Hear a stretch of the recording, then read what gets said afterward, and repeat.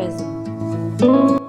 So I have taken these Agate silicone mold and I am gonna pour my leftover resin into this with a geode form.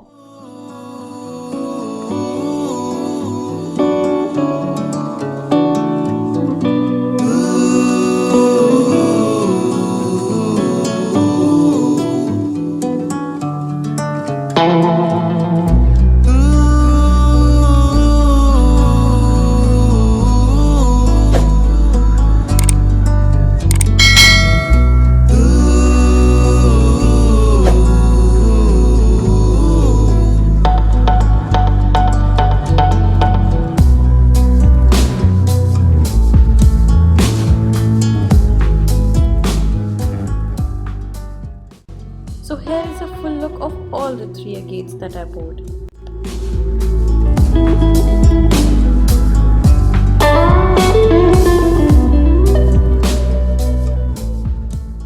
I had made a demold video but apparently my battery died. But here is the finishing of these agate slices.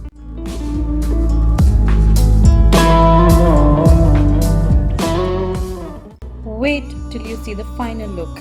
It's in the end.